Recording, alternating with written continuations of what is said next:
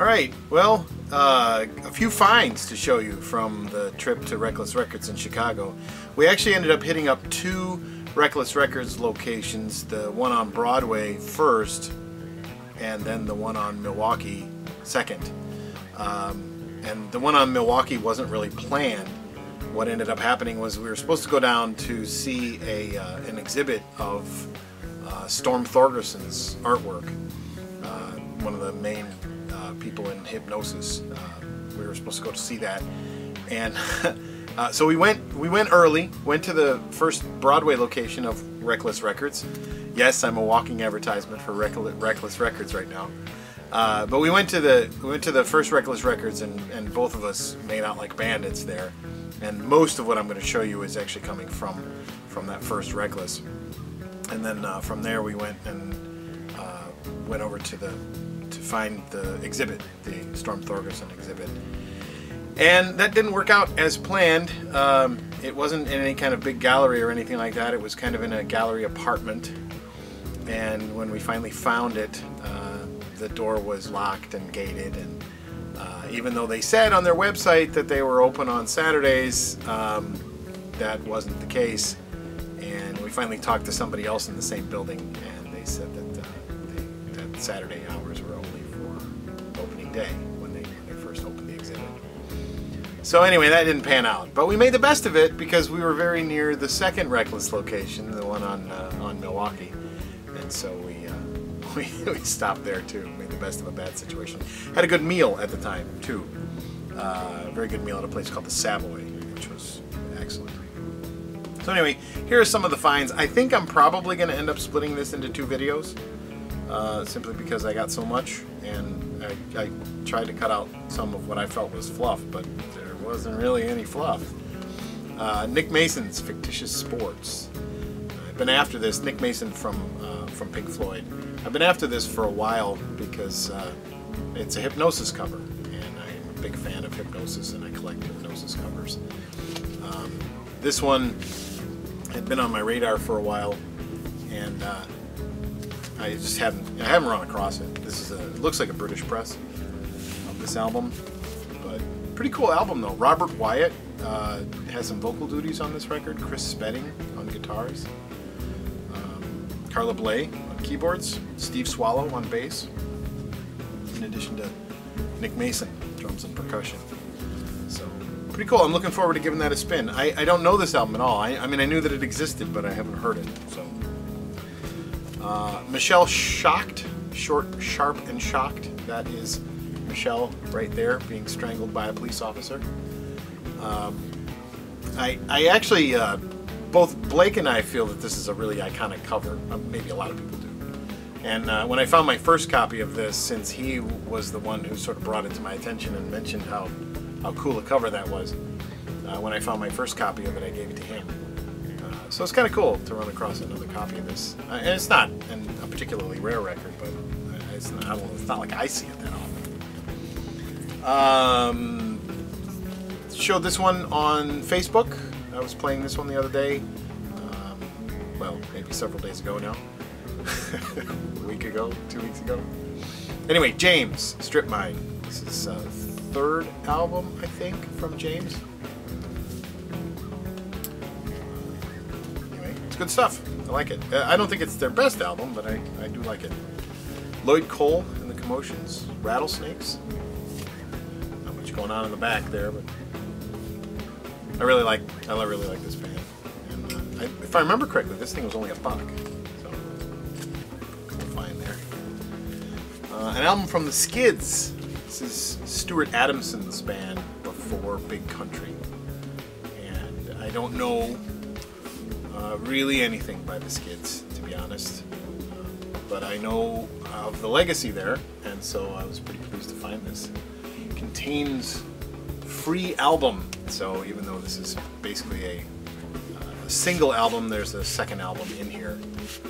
I don't know, I haven't really explored it much. It looks like, you know, you've got the description here for side 1 and side 2.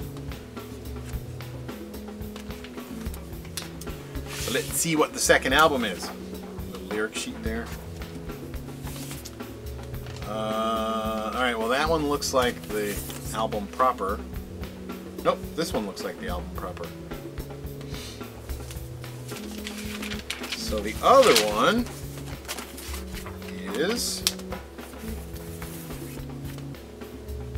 Strength Through Joy.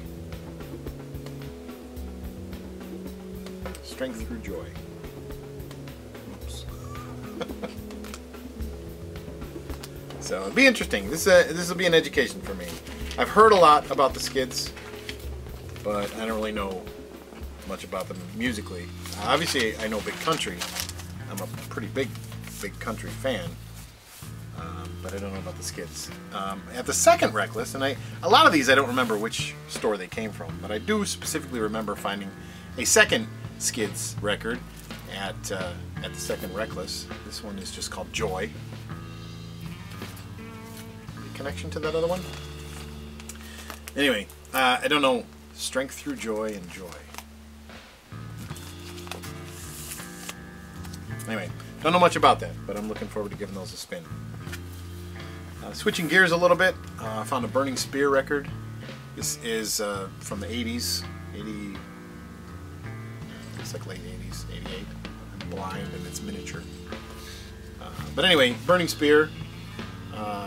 It's probably not his best album. As a matter of fact, I'm pretty sure it's not his best album. But I have yet to hear a Burning Spear record that I do not like. So, looking forward to hearing that. Prince Farai, Health and Strength, on Pressure Sounds, Adrian Sherwood's label.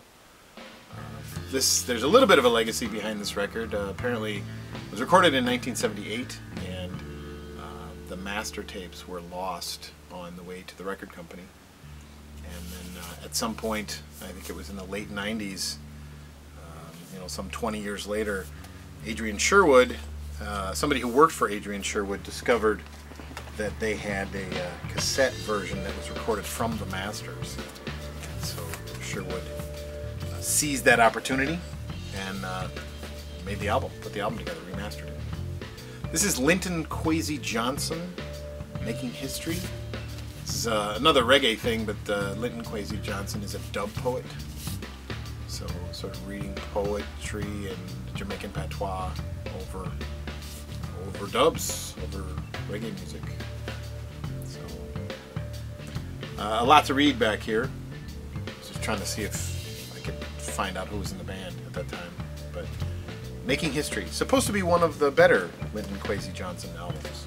So I'm looking forward to hearing that. Switching gears again, KLF, White Room, Justified Ancients of Moo. This is kind of cool. This is actually an album that you get the inner sleeve here with some of the track information, and in addition to that, I thought this was really cool. This is a KLF Communications mail order where you could, it has ads for T-shirts and all kinds of things like that. So probably none of these things probably still available, but I thought that was pretty cool. So I have a number of KLF 12-inch singles, but I don't have any of their full length. So this is a pretty cool find here. And then I had been whining on Facebook to Brett from Life on This Planet blog. Big Bauhaus fan, big Peter Murphy fan. And I had been whining to him that the only Peter Murphy I had on vinyl was the album Deep, which is, it's certainly not a bad album to have. It's one of his better albums, but I was very, very pleased to find when I hit Reckless in Chicago, I was very, very pleased to find a whole cachet of Peter Murphy records. So this is Should the World, I always get this title wrong, Should the World Fail to Fall Apart? And this was